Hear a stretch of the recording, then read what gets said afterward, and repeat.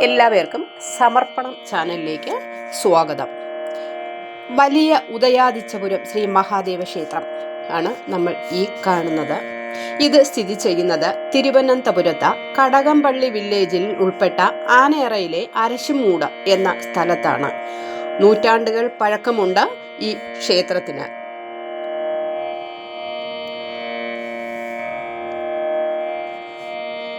വിശാലമായ കോമ്പൗണ്ടോടുകൂടിയ ഈ ക്ഷേത്രം കിഴക്ക് ദർശനമായാണ് ഭഗവാന്റെ ഇരിപ്പിടം. കിഴക്കാണ് ദർശനമായിട്ട് ഇരിക്കുന്നത്.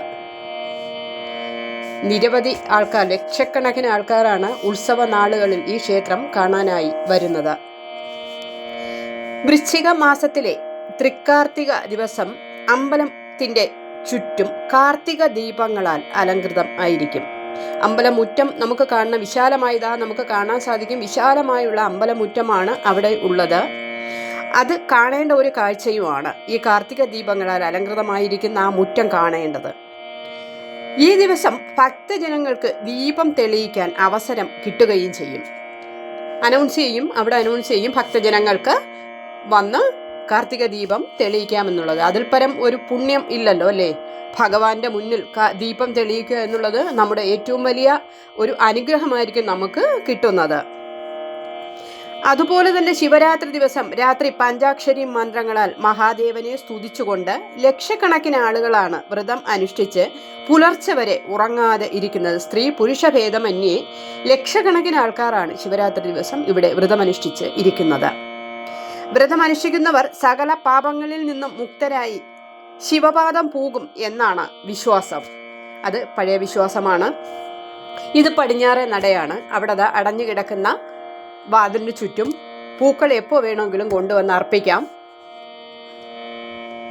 വിശാലമായി കിടക്കുന്ന കോമ്പൗണ്ടാണ്.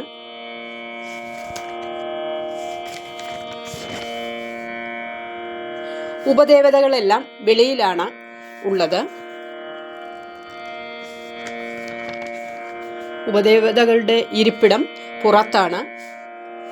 ഈ ക്ഷേത്രത്തിന്റെ അകത്ത് മഹാദേവനും ഗണപതിയുമാണ്. പുറത്ത് ഉപദേവതകളായ ചടയപ്പൻ, മാടൻ, ശാസ്താവ് എന്നിവരും അതുപോലെ തന്നെ നാഗത്തറയും നമുക്ക് കാണാൻ സാധിക്കും. ചുറ്റും നടന്ന് നമ്മൾ സഞ്ചരിക്കുമ്പോൾ നമുക്ക് ഓരോ ഉപദേവതകളെയും നമുക്ക് കാണാൻ സാധിക്കും.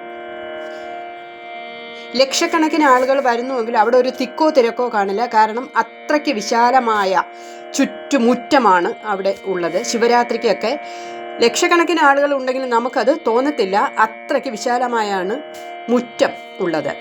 ഇത് തെക്ക് വഴിയാണ്. ദേവനെ സ്തുതിച്ചിട്ട് അല്ലെങ്കിൽ പൂജിച്ചിട്ട് അല്ലെങ്കിൽ തൊഴുതിട്ട് നമുക്ക് ഈ വഴിയെ നമുക്ക് വെളിയിലിറങ്ങാം. വെളിയിലിറങ്ങി ഉപദേവതാ മൂർത്തികളെയൊക്കെ നമുക്ക് തൊഴാൻ സാധിക്കും. നാഗത്തറയുണ്ട് അവിടെ.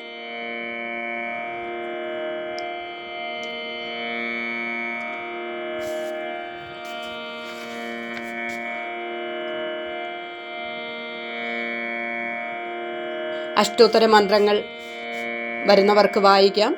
അതിനുള്ള സൗകര്യം ഏർപ്പെടുത്തിയിട്ടുണ്ട്. തിക്കും തിരക്കും ഇല്ലാതെ തന്നെ അതിനും ഇഷ്ടം പോലെ സ്പേസ് ഉള്ള സ്ഥലം ആണ് അവിടെ. ധാരാളം ആൾക്കാർ അഷ്ടോത്തരി മന്ത്രം വായിക്കുന്നുണ്ട്.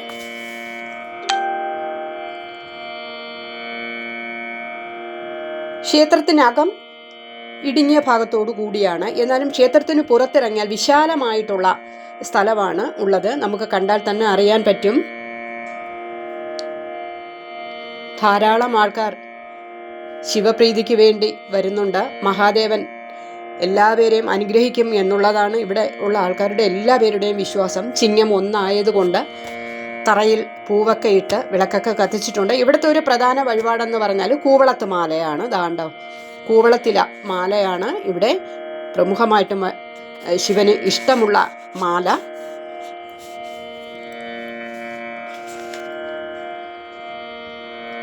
അടുത്ത വിശേഷങ്ങളുമായി വീണ്ടും വരാം. ബൈ.